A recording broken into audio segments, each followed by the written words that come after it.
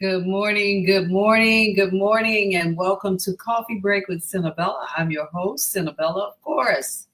Some of you know me by now, but I'm not going to take anything for granted because I know the whole world needs to get to know me, just like I need to get to know you. So, how's everybody on this beautiful Friday? We are here, we're alive, and we can just become whatever we want to do and whatever we want to be. And we can be in a place wherever we want in the world. We can transport ourselves through our spirits, our minds, our bodies, and we can grow and become whatever we want. And so today I am happy to say I'm here and I'm alive and well enough, even if not well in 100% of what I'd like to be, but well enough to be here with you. So how you doing? What's going on with you? And before we get started, I want to do one thing, and that is open the show with a commercial so you can get ready for me as I've gotten ready for you. Let's open up. You're at the Female Solution, and I'm Senabella, your host with Coffee Break. Women have the power to transform this world. We can end crime and violence if we all agree to do one thing: share. Let's share our wisdom, share our time, share our talents, share our finances, but most of all, let's share our love. This is the Female Solution.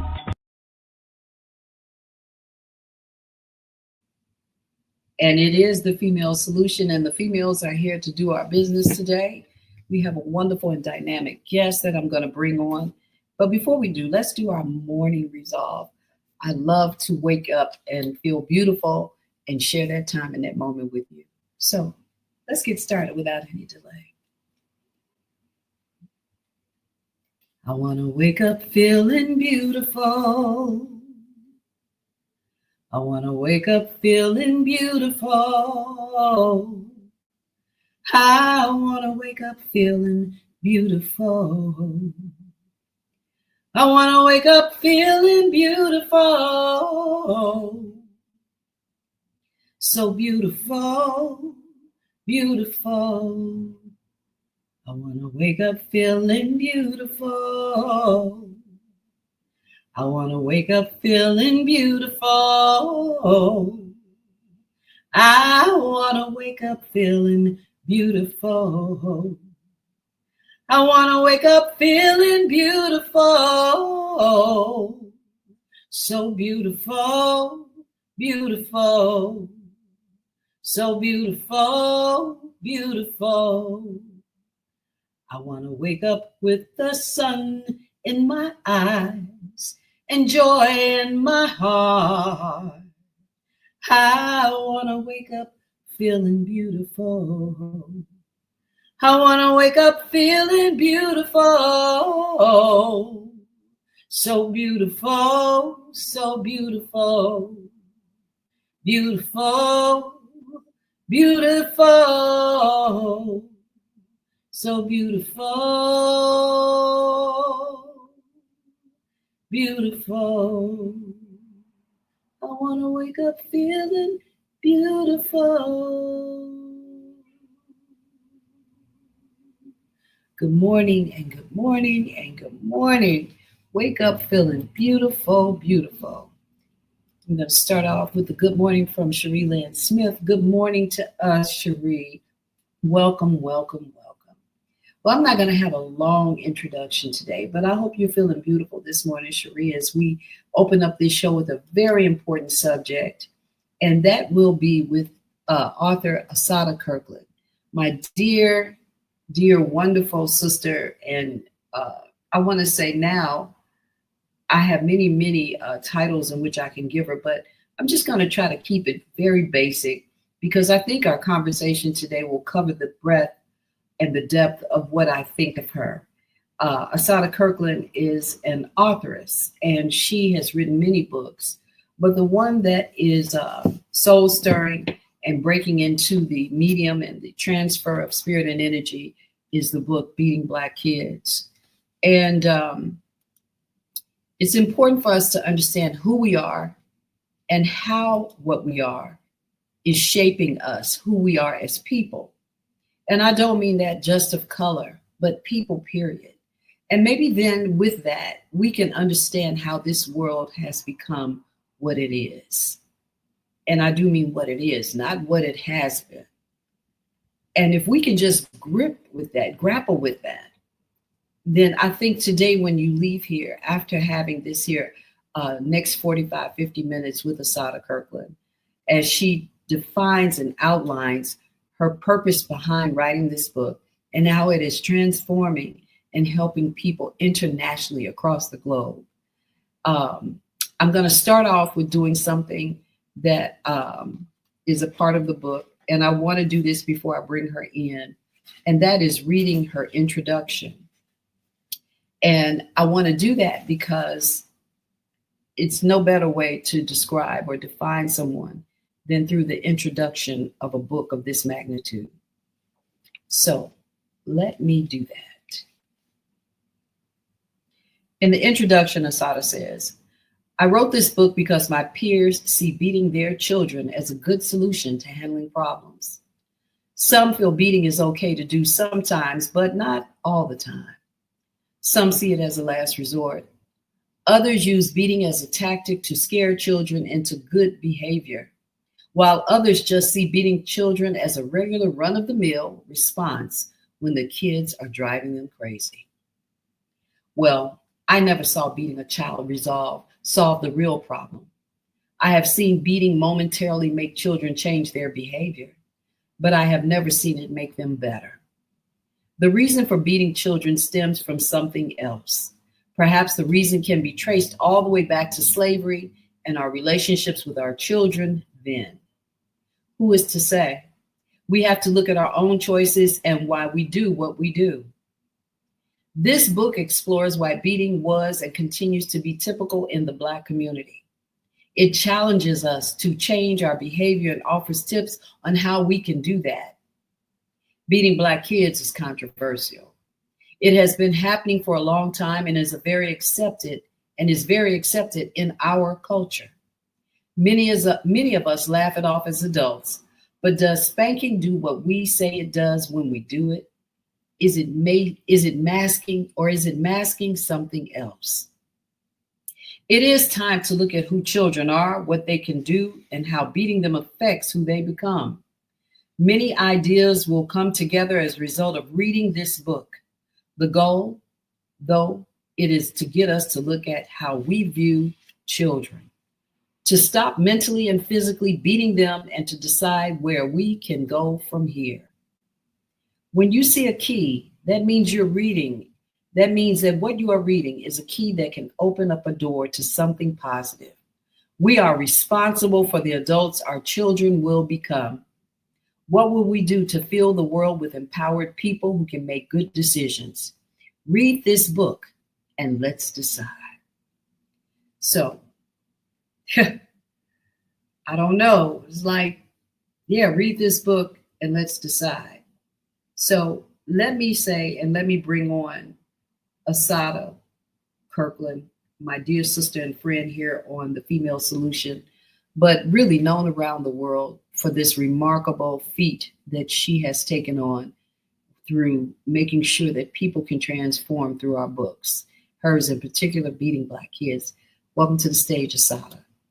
Hey there, hi there, hold there. What's up? And of course, she's not going to let nothing be deep, sad, and sorry. This is like just the bomb, as in like the bomb explosion of something wonderful. Hey, Asadah. What's up? Thank you for having me. It's truly my pleasure. Truly, truly, truly. Mm-hmm. And as we go in, I just want to make sure, okay, Markian Wallach says, good morning. And good morning, Dapper Dan. You looking mighty Dapper Dan in that suit over there. He is. And of course, Sherry Lynn is in the house with us saying good morning. Hey, Sherry. Yeah, back as always, a loyal coffee breaker and one who really advocates and push for the female solution. So everybody's welcome. Let's just get into it. I don't want to waste my time having a whole lot of chit chat when we have such an important and valuable person such as yourself and what we're doing here in the room. And ironically, I see Dr. Naima Latif is here as well. So I'm just going to add to the stage real quick, just so we can say good morning properly and get right back to it. Good morning, Dr. Latif. Good morning. You're talking about one of my favorite subjects and, of course, one of my favorite authors. And I'm excited to be able to share some higher wisdom with those parents that are still beating Black kids. Yeah, it's a big moment for me. It touches me so close to home, as I'm sure it will so many other people. And so I'm not going to keep going into the small chit chat. I'm going to give the stage to Asadha, and I'm just going to say, take in a few good mornings, because I want everyone to take the opportunity. Good morning, Henri. She's all the way in Nigeria now, everybody. She is transformed from one physical space to another in Africa, happily over there, from what I was told. I'll let her tell her story again later. And so good morning, good morning, good morning, Henri. Thank you so much for coming in. I'm sure you'll have more to add. Please, if you have any questions or if you have any comments, go ahead and prepare yourself, because as Asadha talks, I believe there's going to be much clamor in terms of your heart, your mind, your soul, and what it is you want to say. So feel free to do that. And I am now going to change the stage and remove myself for a moment as we welcome in Asadha to just take and transform this day here at Coffee Break with Senabella. And welcome, welcome, welcome, everybody. What up, fam? It's Asadha. I'm very appreciative of being able to talk about this book. This book has been around since 2009, and I wrote Beating Black Kids because at that time I had a stroke. It was my first stroke, and I was being supervised by someone who, at my daughter at the time, was about 5 years old, and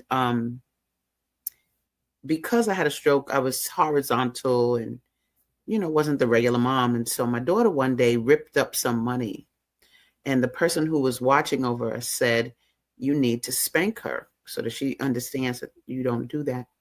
And I just thought that was weird, because this person had a head wrap and they all namaste and all that, peace and all that. But you telling me I should whip my child?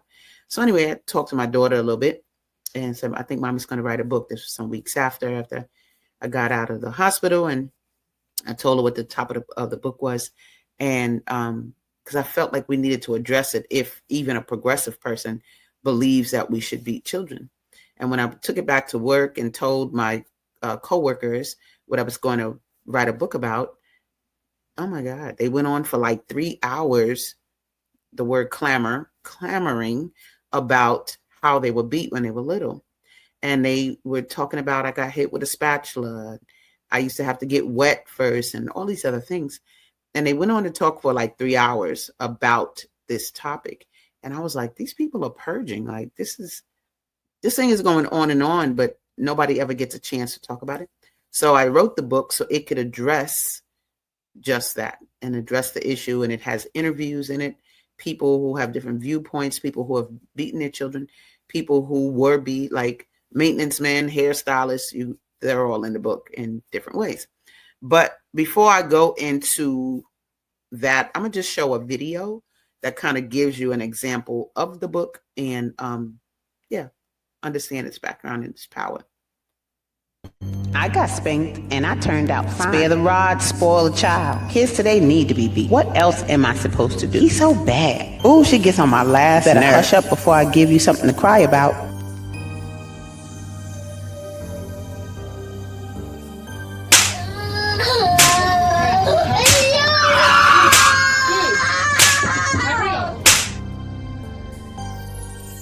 It was important that I write the book, Beating Black Kids. I'm old-fashioned, and I believe, you just can't let a child do anything. I think it's okay, long as you don't abuse them. It's needed to a certain point.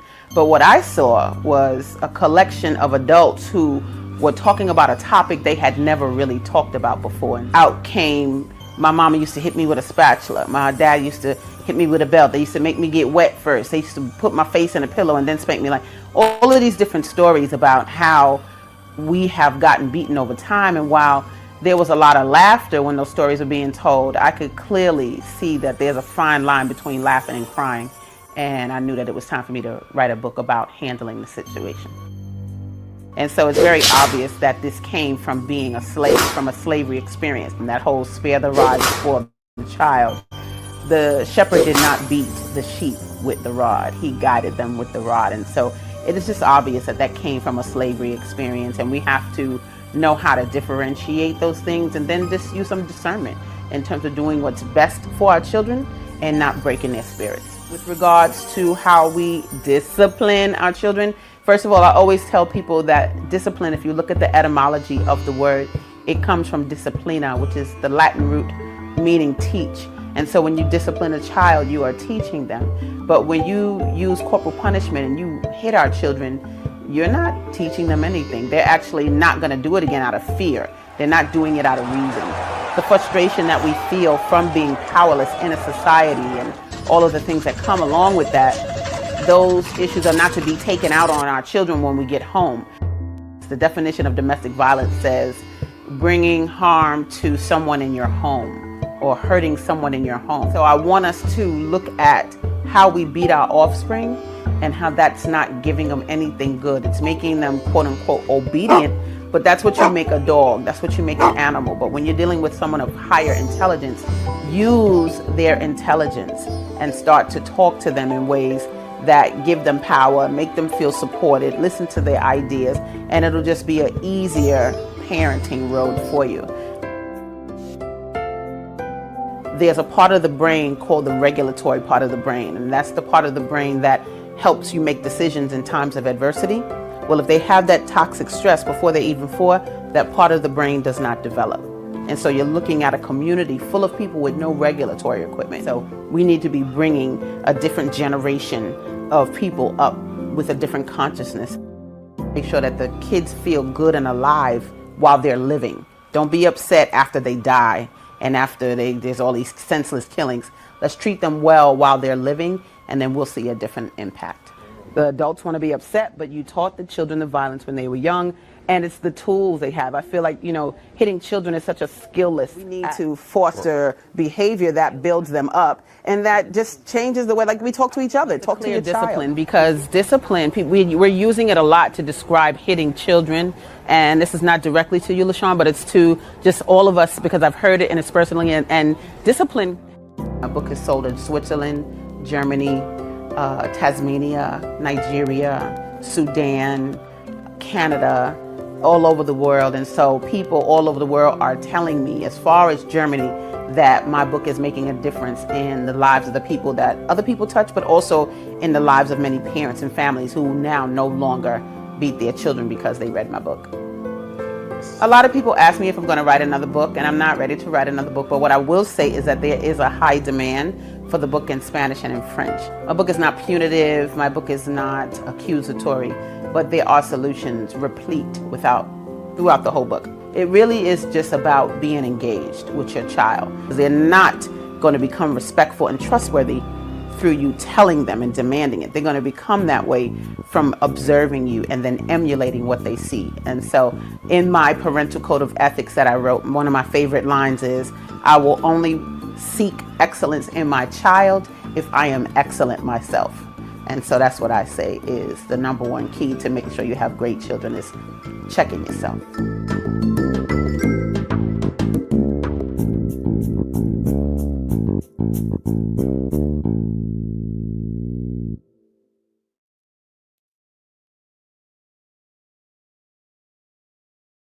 Wow. Okay. So that is the book, sort of gives you a background on it and what it is. Glad to see. Hey, Dolores Ringo. What's up, Latoya Griffin? Kids do need this. I'd be interested to see what part of the need you were mentioning. Like, do they need the beatings or the whoopings, whatever you want to refer to? Because a lot of people say, well, beating them is different than spanking them or hitting them. And I'm like, look, when the body experiences pain, cells die away. That's what the bruising is. It's an example of that, right? Blood cells dying away.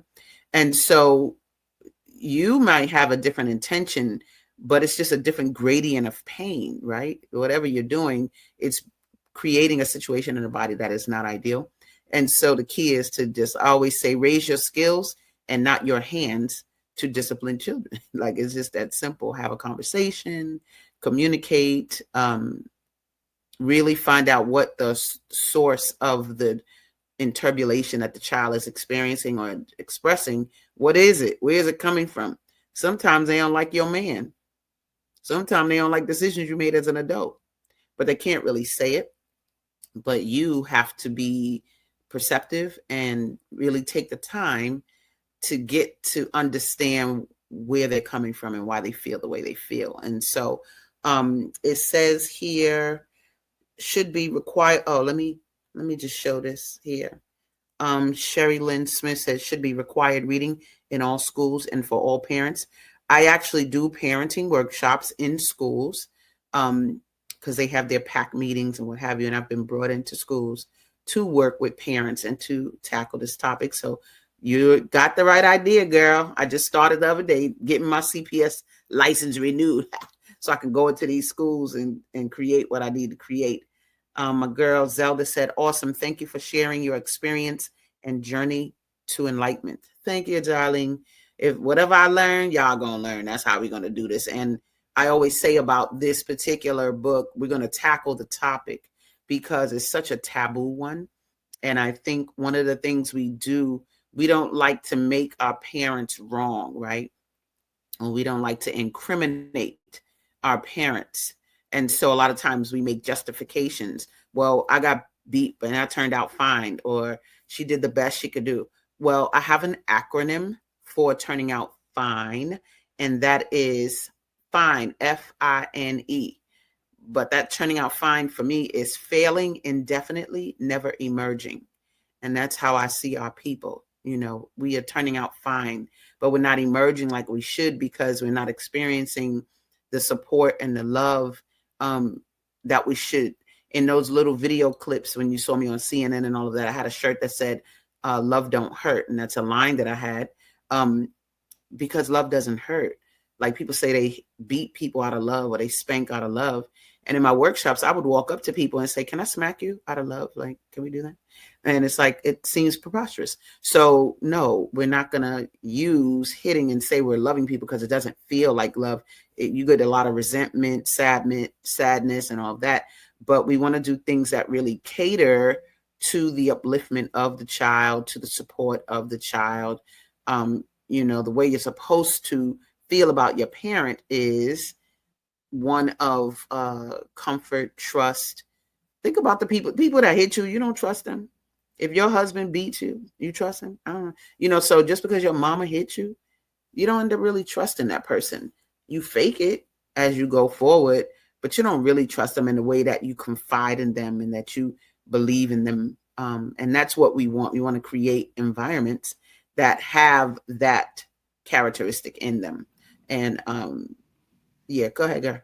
I just have a question or a statement. One of the things that parents say to you is, I don't want you to leave from out of my house and embarrass me. I want to make you better for this world. I want you to become more acceptable. So can you speak to that as well? That whole psychological makeup of how we make excuses for what we're saying, even though we know inside internally we don't feel good about it. At least for me, I know I didn't. And I did hit my kids. I didn't hit them all the time. But as I've said earlier, when I spoke to you, those couple of times that I did it, I walked away feeling tired and like overwhelmed, saying, what can I do better?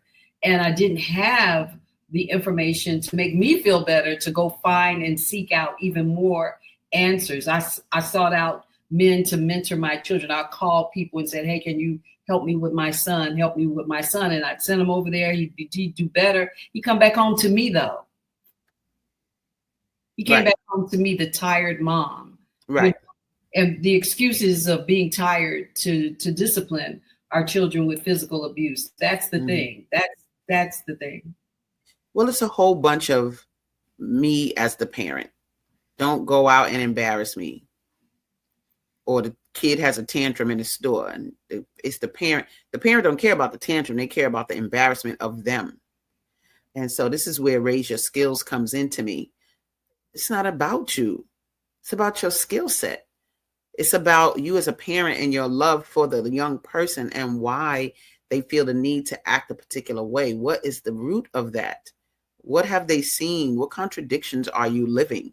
Sometimes you live in contradictions. I remember one time we were on the bus in New York, and there were some kids in the back of the bus cursing and loud and this and that. So I went back there and I told them to stop cursing. And there's a way that I do that so that they're not embarrassed, right? But I went to tell them to chill. They don't know who I am. I could be offering them, I could have jobs for them, this and that. But whatever it was, they end up stopping the cursing. So when I went to sit back down next to my daughter, who was maybe 7 at the time, she said to me, she bent over and said, "Mommy, you're a hypocrite." And I said, "What?" She said, "You're a hypocrite." And she said that because I curse like a sailor, right? So she like, I'm telling these kids not to curse, and I curse all the time. So I can't be mad at her. Couldn't be mad at her. I had to live with the fact that she was right. She was being correct. And so I have a decision to make to correct my behavior. But that's not really where we come from. We like to tell them, you shut up, stay in your place, be quiet, and all these other things. But I was telling Senabella earlier, there's a reason that the only adult in the Charlie Brown cartoon sounds like she sounds. What she sound like? Wah, wah, wah, wah, wah. And that's how we end up sounding to young people when we spew our lessons. And I say spew because we generally, a lot of times, are talking at them and not having a conversation with them. And so blah, blah, blah, wah, wah, wah, whatever we talk about. And they're not really retaining what we're saying.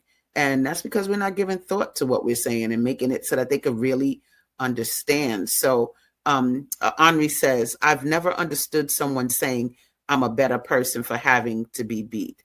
No one ever defines how they're better. In your experience, have you ever found someone that explained it?" They can never explain it because no one ever took the time to explain it, right? They just say it like they say, "I turned out fine." And I say, "Is that what you were aiming for? Like, fine? Like, you think that's what everybody was aiming for? Like mediocre? That was the aim?" "Oh, no, I mean, I turned out excellent." I said, "No, that's not what you said. You said you turned out fine, or I turned out okay," which denotes, just this medium space. And so they correct it. They listen to what I have to say afterwards because they got to reckon with it. And what I also say, they say, "Well, I love my mom." I said, "Okay, we all do." I said, "But what were you feeling when she was beating you, though?" And that one man said, "Oh, I wanted to kill her." Right. That's what's still in your soul. Not that you want to kill your mom, but the emotion that made you so angry and so resentful that you wanted to kill the person creating that type of pain for you, which is normal to feel that way when somebody's trying to create pain in you or they're creating pain in you. But usually the kids are too little to fight back, or too little, or they're being shut down and they can't express themselves. Or sometimes you have children that'll say things like, "Mom, stop," or whatever. But we as parents have to just do a better job at making sure that we are preventative from harm to them. You see people improve, I would say, when they become grandparents and they don't do the same things to their grandkids that they did to their kids. You see a lot of kids say stuff like, "If that was us when we were little, you would have whooped our butts," and all this other stuff. Well, you learn more, you do more. You learn better, you do better, right? And so the book was written so that people can learn to do better off the cuff. I had a dude stop me in front of my building. He worked for UPS. And as I was walking into my building, he said, "Hey, excuse me, are you that lady that wrote Beating Black Kids?" And I said, "Yeah, I am." And he said, "I'm a better father because of you." He said, "I was having a baby right around the time that you gave me that book." Because I give the book away a lot of times in the community. If I see young people with children or that I think that they might benefit from the message, I ask them if I wrote a book about being a parent. I know how it is for us. If I gave it to you, would you read it? And they say yes. And I give him the book. So he said that book made him a better father because he read it before he became a father. So corporal punishment wasn't part of his MO, right? So that's dope to me. I really love that. And I love that because I explained to men that beat their daughters are teaching that men that love you can hit you, right? And then for women that hit their sons, I don't know, if I was a black man, I might not look for a doggone black woman because black women kicked my butt my whole life. So I might not even be down with them, you know. And so you as a mom, you have a responsibility to show the caliber of woman that you want them to choose, right? And so this here is a picture I had. These are garbage cans I had up in New York, all up and down 125th Street. What? Why? Because it's better than any ad in any newspaper, that's for sure. But other than that, you know, the subliminal sort of message, that's how we're treating them, like trash. A bunch of trash cans saying beating Black kids. And that's what it is. Just a disgusting behavior that we need to reckon with and do away with, because it sits at the root of all of our problems. The fact that we can't come home to comfort and solace, but come home to fear and beating is a problem that we have to fix. And by not addressing it, we skip over some of the main reasons why there's discord in the Black family, discord in relationships, lack of trust, and all these other things come from this behavior. This is the stuff you hear in the book from different people in those stories, that in their interviews.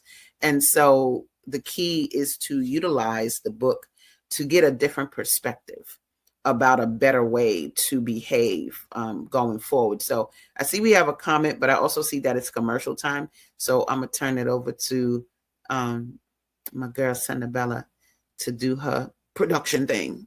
And we'll be back after these messages. Hi, this is John Alexander. And I'm Naima Latif. Meet people like you who are making a positive difference in the world. Big difference. Watch us every day on The Media Connection at www.youtube.com/The Media Connection TV. YouTube it. We'll see you soon. Our life is a journey. Let the female solution help you along the way.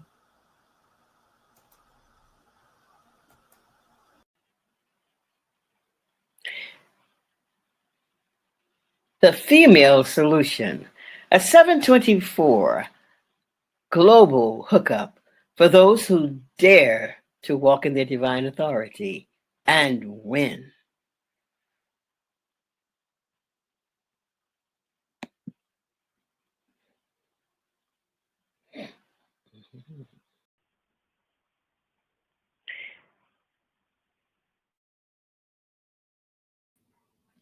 And so we're going to come right back into the room.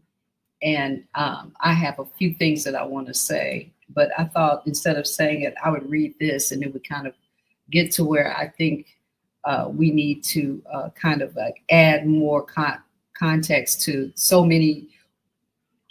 She used the words dope, and it is dope. It's like dopamine. It enlightens us when we have good information that helps us to elevate and to become what we need to be as people. And we're never, ever going to stop growing. We're going to grow until the day we die. In fact, in death, people have more realization of their wrongs, and they want to, on their deathbed, say what they need to say.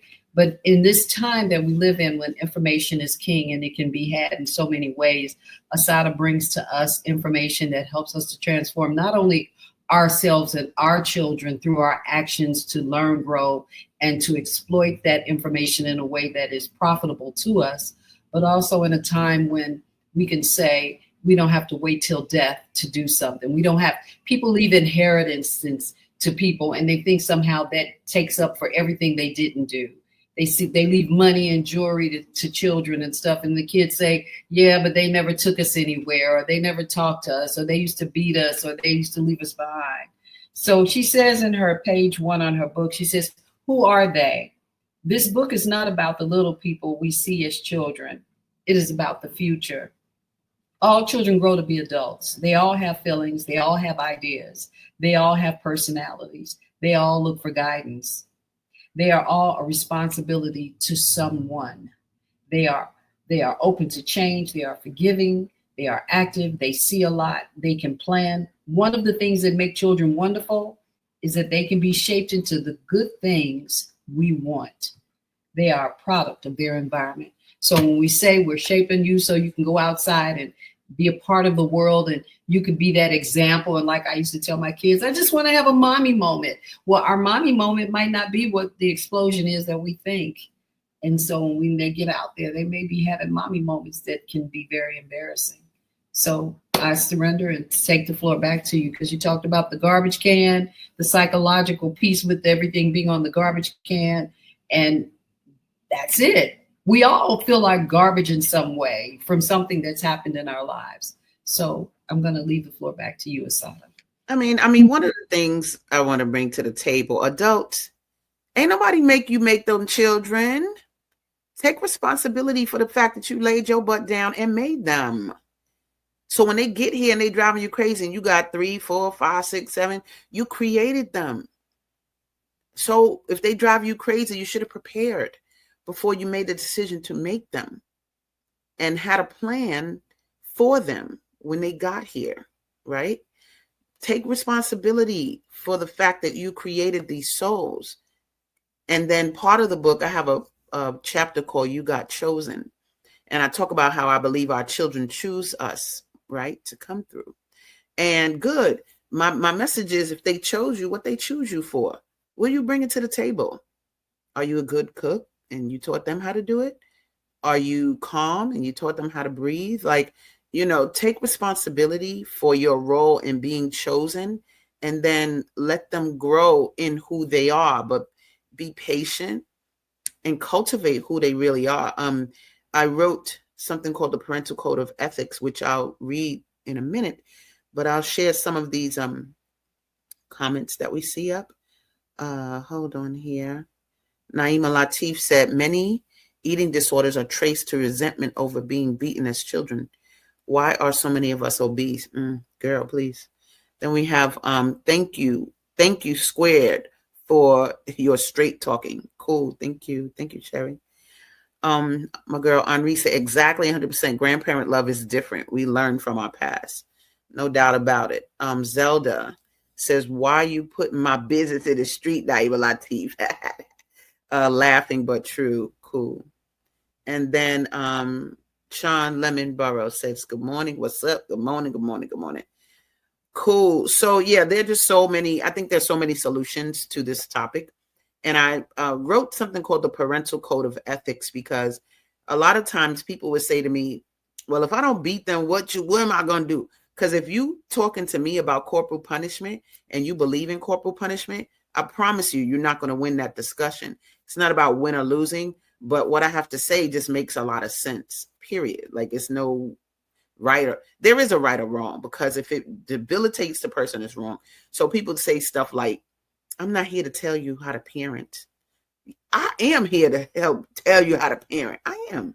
Like, I'm not going to chinch on that, because somebody has to put us in a proper place to where there is solutions and to where there's no discord across the board and there's harmony. So there's a thing called the Parental Code of Ethics that I wrote, and I'm just going to read it. We had it on the screen, but it was a little too small, but I'm going to just read it to you. But you can get it on my website, beatingblackkids.com, and you see that on the screen underneath. But anyway, the Parental Code of Ethics says, I will listen to my child and hear what's being said. I will use my wisdom to read my child's behavior and make decisions based on what I really see. I will focus on creating true happy moments in my child's life. I will foster growth and development of the gifts my child displays naturally. When I get frustrated with my child's behavior, I will create better solutions for disciplining than hitting. I will influence my child with pleasing memories of our relationship, filled with conversations held together and shared discoveries. I will work to have good, safe control over my child's surroundings and not control over his or her mind and decisions. I will contemplate the future impact my present time parenting will have on my child's development. My child will learn respect firsthand from the respect I give to him or her. I will only seek excellence in my child if I am excellent myself. And the last piece says, I will honor this parental code of ethics and use it as a guide for being the best parent I can be, right? So this came a lot from my own experience with my own child. My daughter's name is Patience. She's 21 right now. But when I talked about these shared discoveries, when I said I will influence my child with pleasing memories of our relationship, filled with conversations held together and shared discoveries, I remember intentionally saying, look at the moon. That's called a crescent moon. And that's called a half moon. And I remember her looking at the sky and us talking about it. And I remember her being like 2 years old going, look at that up there. It's very high. Talking about a helicopter or, and us talking about these different experiences and having her memory. I have to put things in her memory. If you are putting harm in your children's memory and you're putting discord in your children's memory and you're putting yelling in your children's memory, that is your choice. You're going to have to reckon with that. As they grow up, you're going to have to reckon with that. My girl, Higher Learning Network TV show says, Mommy moments matter. Mothers are always learning about themselves through our children. We often don't like the truth. True that? Mommy moments, let me tell you something. When you have a child, you got to create the moments, but don't ask the children to give them to you. Stop asking them to give you mommy moments, let you have mommy moments. They just here doing their life as a child with no power. They got to listen to your words and everything you say and all of that. You create your mommy moments. You better learn how to make them overlap. Let's go to the beach and let's breathe. Let me show you how to breathe in this oxygen of this tree. Look at this tree. You see this tree? Let me show you a leaf. See that green? Open it. That's the blood of the leaf. It's called chlorophyll. It's like our blood. Now we inhale. Like, you got to take that time to make everything relevant, and you will create a more pensive child who thinks through things, who is not always afraid of you. And they can't bring things to you. You crazy in their eyes because you wield your hand at them. You backslap them. You hit them with things. Who wants to go confide in a person like that? So take time and create your mommy moments from your own calm and the calm you bring to the family. Go ahead, Senabella. Yeah, so that's really important because we don't even recognize who we are psychologically. Mm. We don't know how we have a muddy inner self and that we're actually going through life behaving the way that mud is inside of us. Mm. It's like you take your shoes off to go in the house because you don't want to be trash in the house, but you enter with the trash inside of you still. And mentally, baby. We always talk about, Black men don't like to do therapy. Well, Black women ain't had no therapy either. Girl, please. We talk about our children being difficult, don't want to sit with us at the dinner tables, don't want to do things with us, but we have not addressed the issues that help us to get the dinner table together. And some of us probably said, well, my kids come to all my events and we go on vacations and stuff, and then you get on vacations and fight, or they're drinking and they're getting high.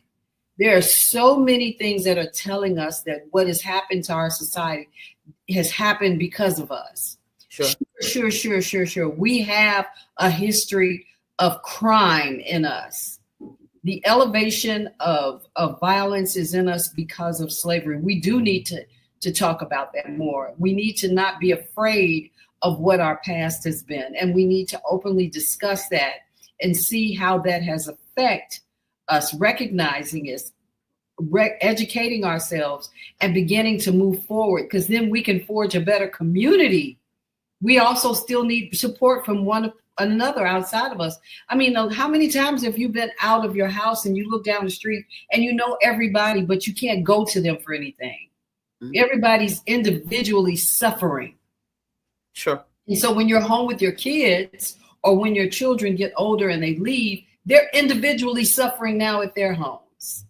No doubt about it. I wanted to bring up that parents were children.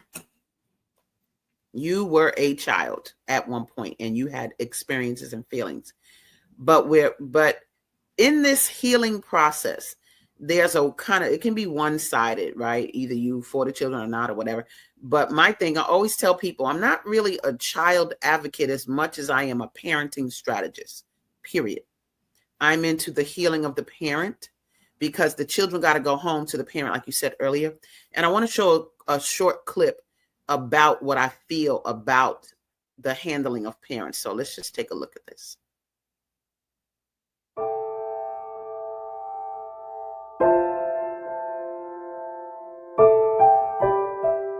I've heard a lot about the things that are being done with legislation and making sure that states and countries ban corporal punishment and things of that nature.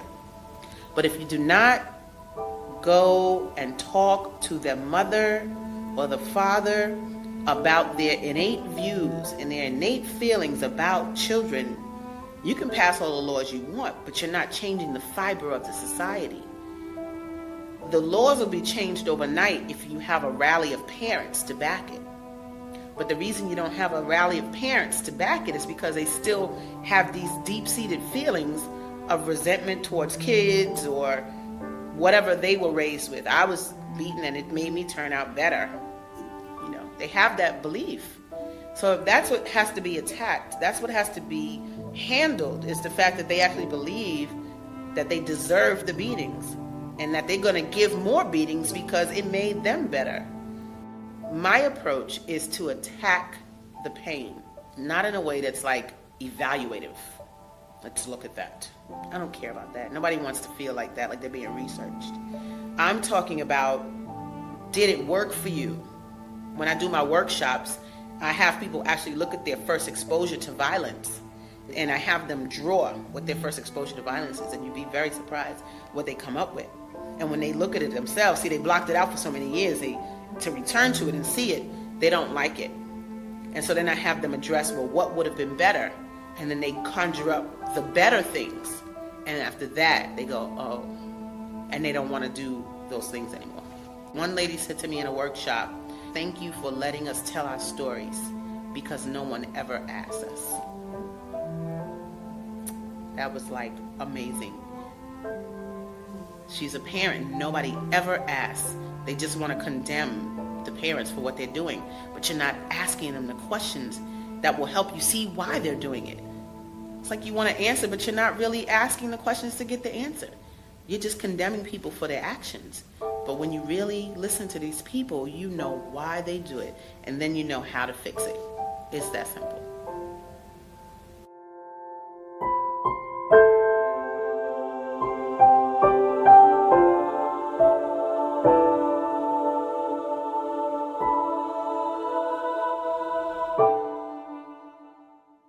We're going to take a break and we'll be right back. Stay with us.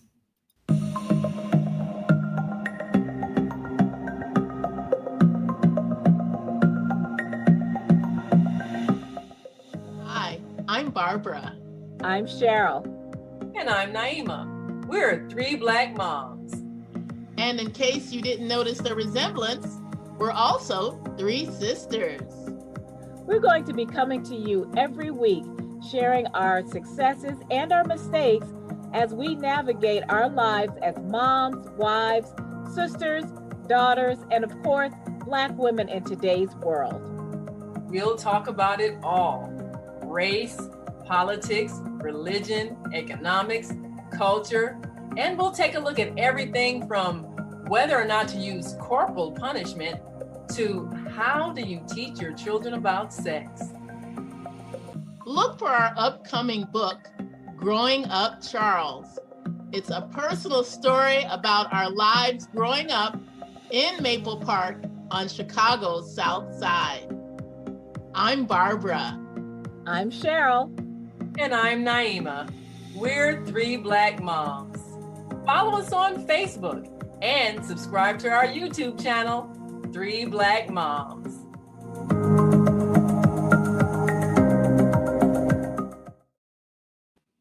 Now, as we get ready to come back, I want everyone to take the opportunity so that as we count down to share what questions you may have for Asadah before we close out today so that we can get the best outcome of the information that she has so valiantly shared with us.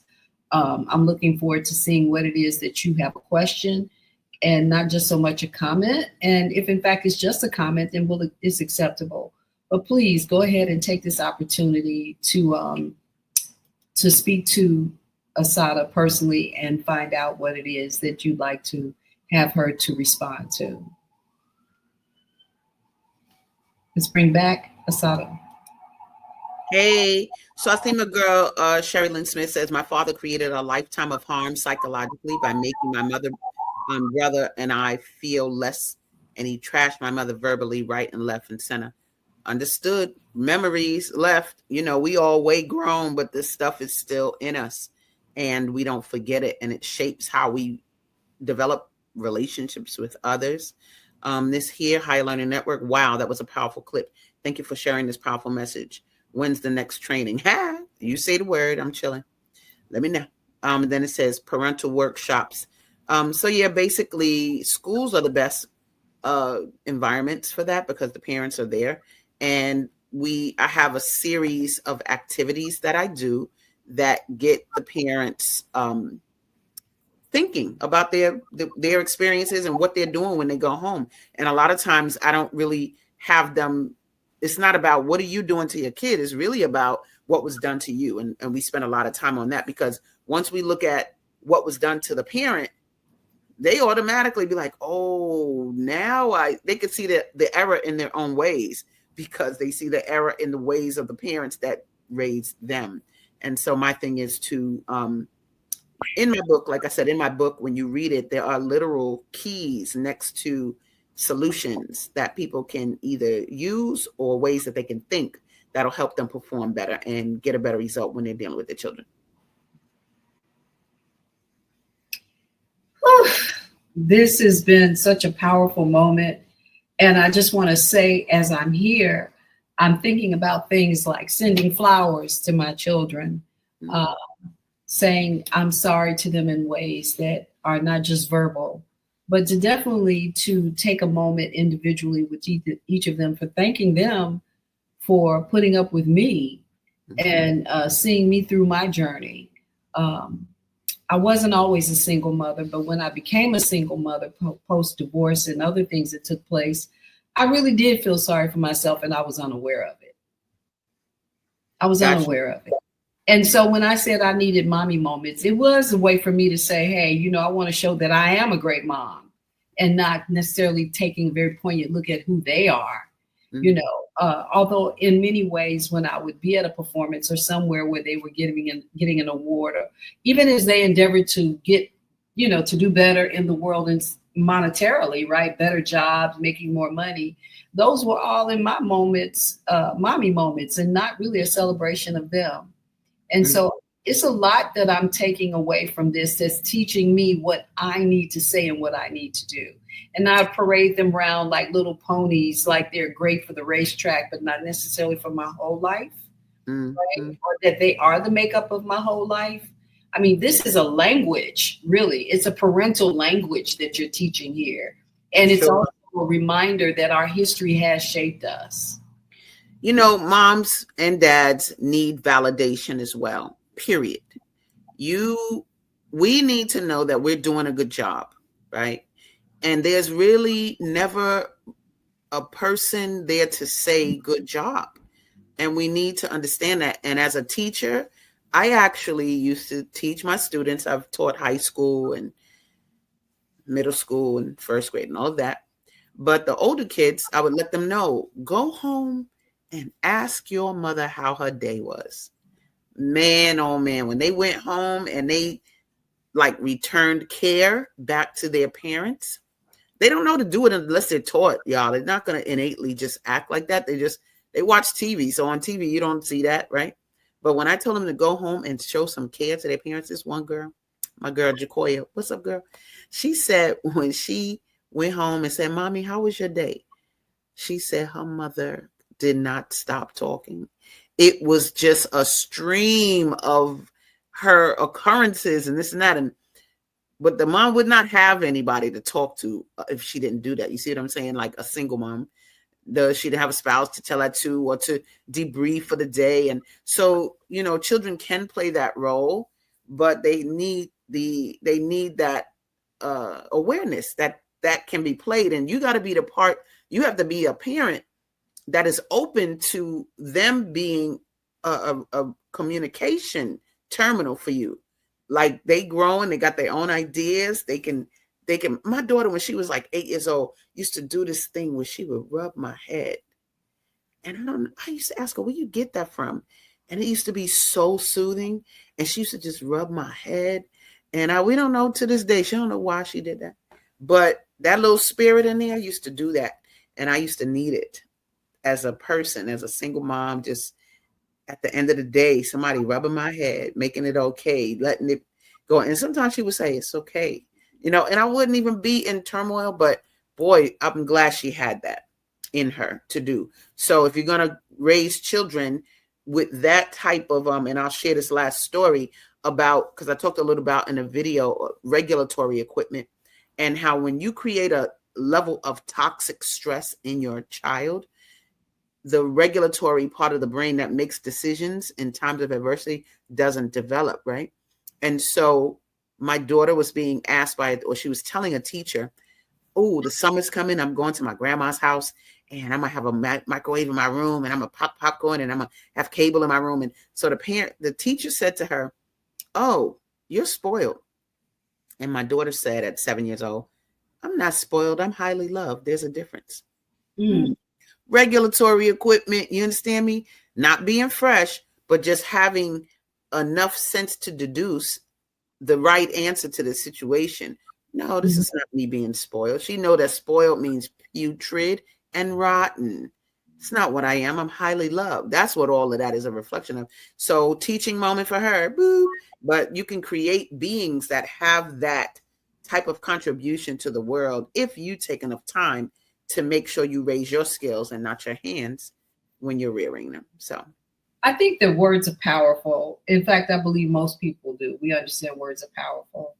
And I think that hearing you go through these steps and these here lessons these are small parts of your lessons, right? These are just bullet points almost just being elaborated on. And I'm sitting here and I'm like, I'm learning a whole new, this is a love language. That's what I'm trying to say. And for someone like myself who believes that I am a loving, kind, good person, I'm generating that for myself. Now, how do I share that? And so I'm learning now how to share it. I think that if I'm successful in my tribe, then I can be successful in the world. Yep. Absolutely.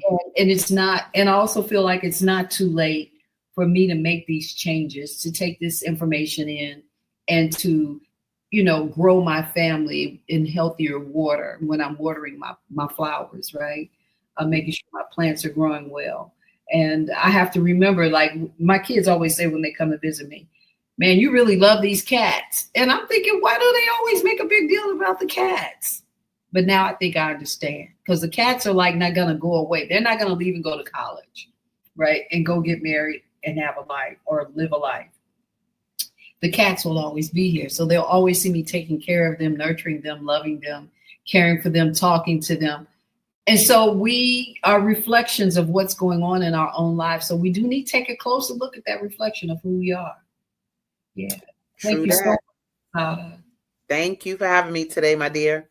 Oh, I just want to put up here what Cherie said. She says, I'll never forget what you shared, Asadah Kirkland. So everybody, please get this book.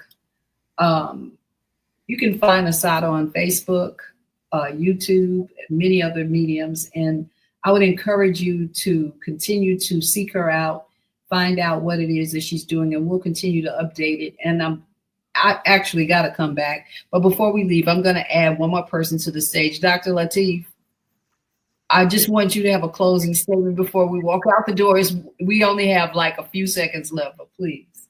Well, I'm going to say, and you played that commercial with 3 Black moms. My sisters and I, we're writing a book about our experience growing up. And I was just texting them that we have to address the issues growing up, because my mother believed in corporal punishment, and beautiful mother as she was, we're all affected by that. So we're going to have to address that in our book, because there's some trauma that we experience as a result of that. And so I was just texting them, because I've texted them the link to this show And we have to have that conversation, because as a people, as a human family, we have to address how we're raising our children with violence, and how, if we're going to change this world, we have to change the way we're raising our children. So thank you, Senabella, for having Asadah on and addressing this topic, because it is so needed right now. Well, I'm going to tell you, I went to the book fair and bought the book and took it home and started reading it. And I was impacted right away. And I just cried. I'm like, I've been looking for an answer. I didn't even know what question I needed answered first. And then this book made me realize this is the thing that if you answer this, then you're probably going to have the doorway to everything else. Because I miss my children. Mm-hmm. Yes. And so I would love to be able to have them parade me around like a horse pony show. Anyway, it's time to shut this here down before we get past that moment. Thank you all so much for coming. This has been Coffee Break with Senabella and our wonderful guest, Asadah Kirkland, and our beautiful Dr. Naima Latif, who has made it possible for me to be here. We'll see you next Friday. Have a great day. Thanks.